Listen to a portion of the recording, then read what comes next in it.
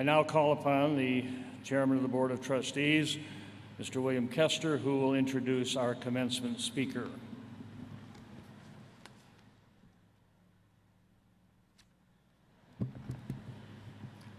Thank you, Dr. Jacobs. It is my pleasure to introduce to you today Ms. Sandra Pianalto, President and Chief Executive Officer of the United States Federal Reserve Bank in Cleveland, Ohio. As you will read in your program, she is one of the most influential people in the world in the matter of global economy and commerce. She earned her bachelor's degree in economics from the University of Akron and completed her master's degree in economics from George Washington University in Washington, D.C. Her life experience could qualify as the quintessential American dream story, with her arrival here in the U.S. as a child from her native Italy. It begins with the hard work of her immigrant parents, gains steam with her own dedication to succeed, and is combined with her robust beliefs in higher education and innovative methods for building new economies. Add to that her contributions to the Cleveland's Rock and Roll Hall of Fame, and you have the very unconventional yet quite impressive story of Ms. Pianalto's American Dream. Later in the program, she will be honored with and conferred with an honorary degree, and we will honor her lifelong contributions in business and education. I am honored to present to you Ms. Sandra Pianalto.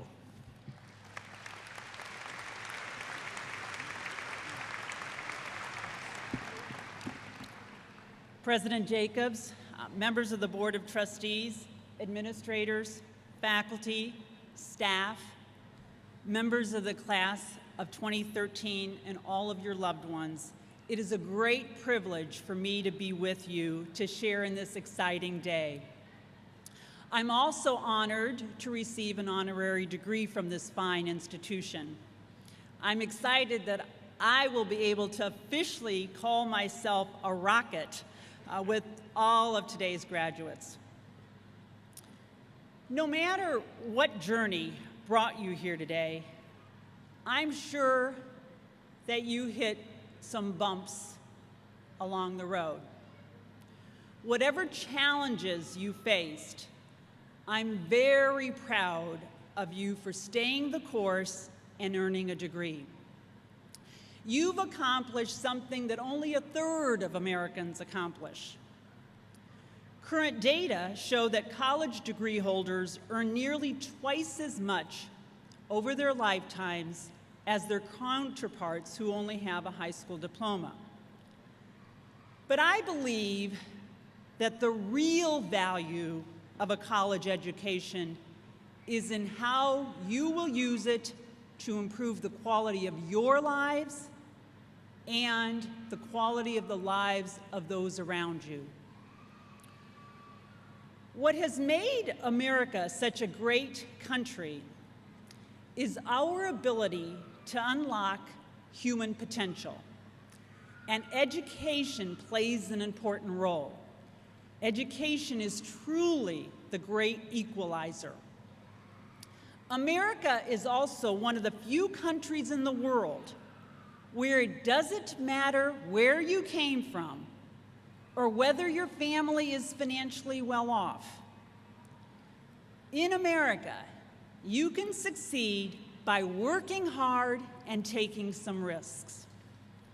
Your success will depend importantly on how you put your potential to work, because we're fortunate to live in a country where you can come from humble beginnings and accomplish great things. My life started in a small town in Italy. Yes, I'm an immigrant. And today, I'm honored to serve on the Federal Open Market Committee and as President and CEO of the Federal Reserve Bank of Cleveland. My story is not unique. It's an American story. And while not everyone's path will lead to the presidency of a Federal Reserve Bank or the CEO of a large organization, The journey you began here at the University of Toledo, which has led to this day, has put you on the road to your own success story. Today, I'd like to share with you some of my thoughts about my journey from Italian immigrant to Federal Reserve Bank president. Along the way, I've learned to follow a few guidelines that I call my rules to the road to success. My first rule of the road is to get comfortable with being uncomfortable. As a 5-year-old girl in a new country, a new school, unable to speak English, I was destined to grow into someone who is comfortable being uncomfortable. So many of my most memorable personal experiences have been new and unfamiliar, which can lead to uncertainty and discomfort. I'm sure that most of you, perhaps all of you today, have a few butterflies in your stomach. That's a good thing. Get used to it. I've learned that getting comfortable with being uncomfortable is the only way to learn and grow. My parents set a fantastic example for how to embrace uncertainty and change when they were in their early 30s and they gave up everything comfortable and familiar and immigrated to the United States. They had no idea what awaited us, but my parents took a great risk because they wanted better opportunities for their children. My parents couldn't guide me on how to fit in at school or what to wear at my first job, but their bravery taught me not to fear the unknown or the uncomfortable. To this day, when I find myself being uncomfortable, I tell myself, it's okay, it's a good thing. You're growing as a person through this experience. I have learned that you must push through the fear of the unknown in order to achieve success. In fact, throughout my career, it was when I was willing to take on risks and stretch myself that I made great strides and was truly rewarded. I was pushed way outside of my comfort zone in the early 1990s when the CEO of the Federal Reserve Bank of Cleveland shocked me by telling me that the bank's board of directors wanted me to interview for the chief operating officer's position. That's the number 2 position at the bank. I had no operations experience, and I had only managed about 15 people up to that point. And as chief operating officer, I would be charged with leading about 1,500 people in 4 different cities. I was fortunate to have a mentor to turn to for advice, Karen Horn, who was my former boss, and she was the very first female president of a Federal Reserve Bank in the United States. I confided in her that I didn't think I could do the job.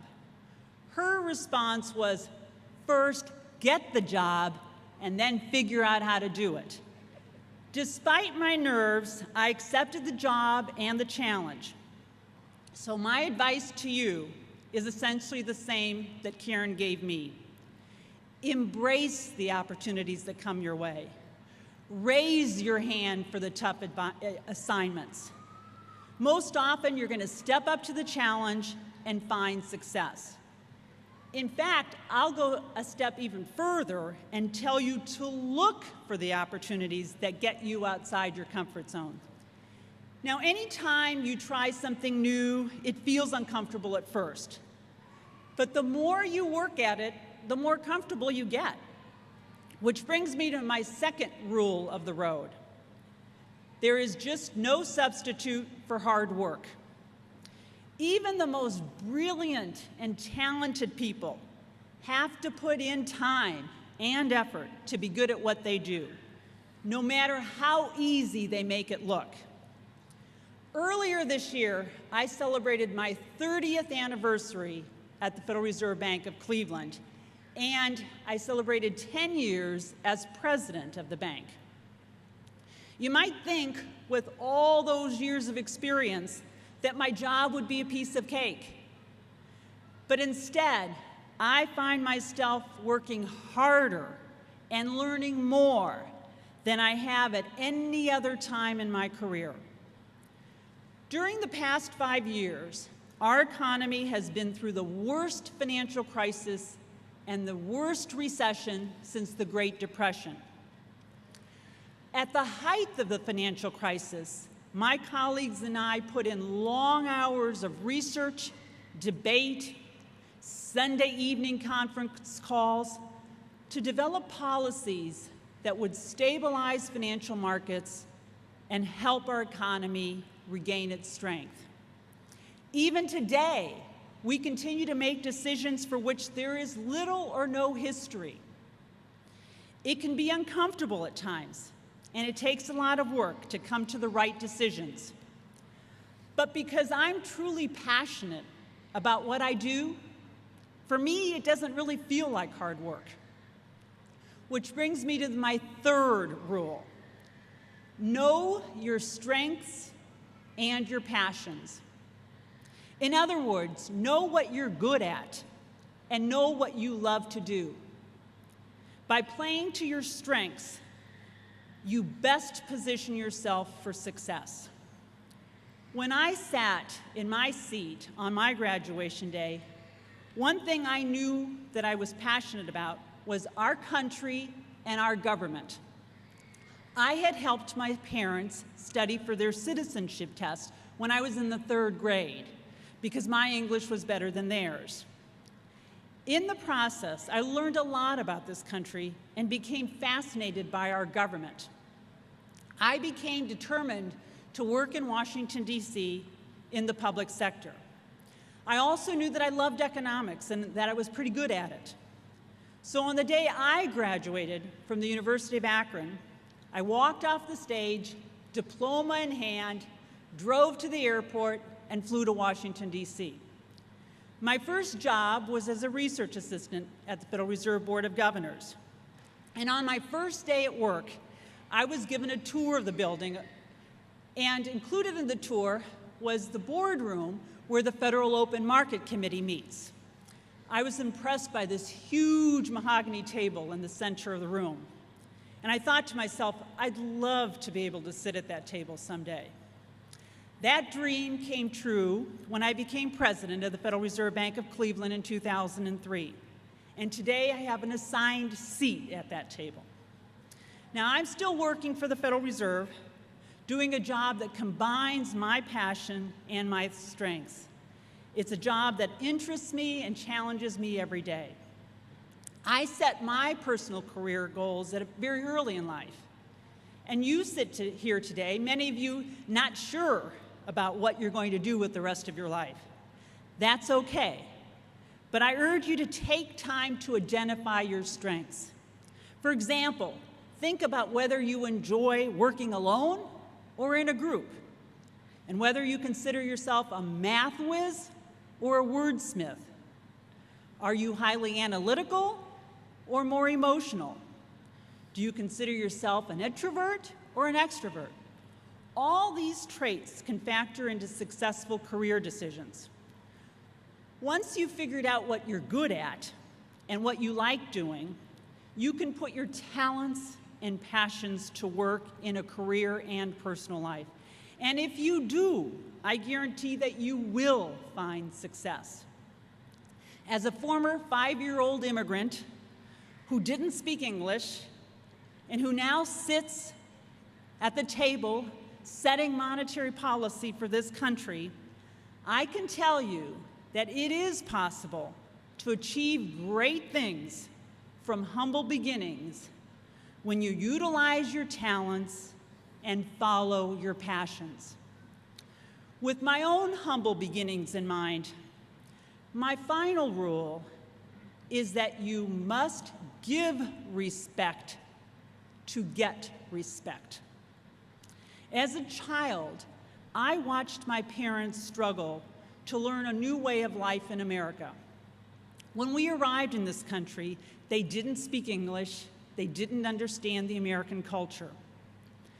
I can remember many times when they were not treated with the respect they deserved.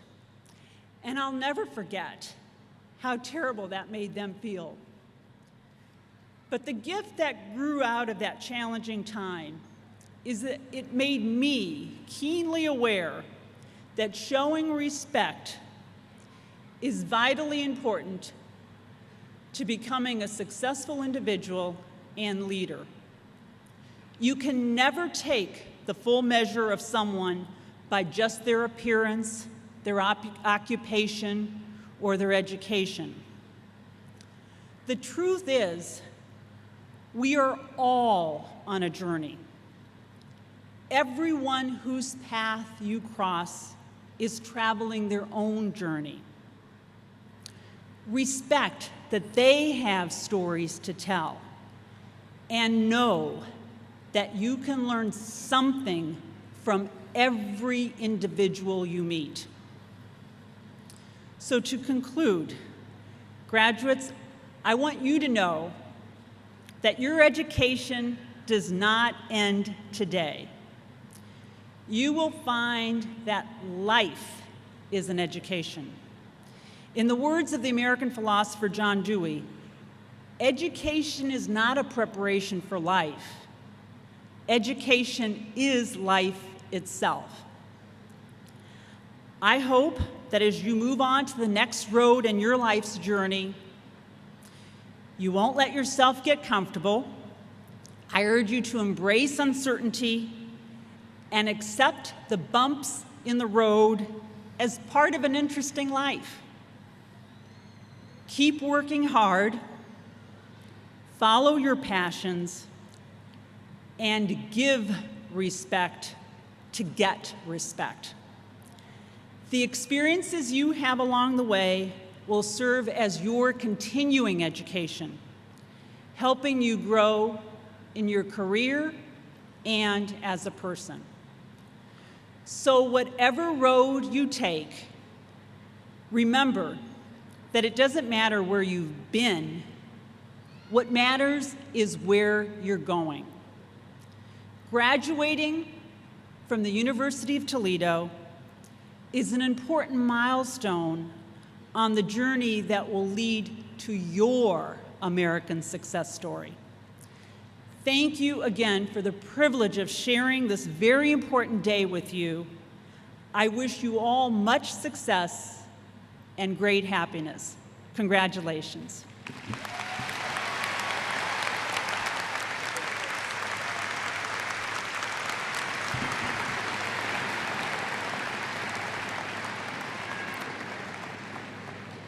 Thank you, Sandra Pianalto. Thanks for your wise counsel. I think I've got it. Be comfortable with being uncomfortable. Work hard. Know your strengths. Know your passions. Thank you for that counsel.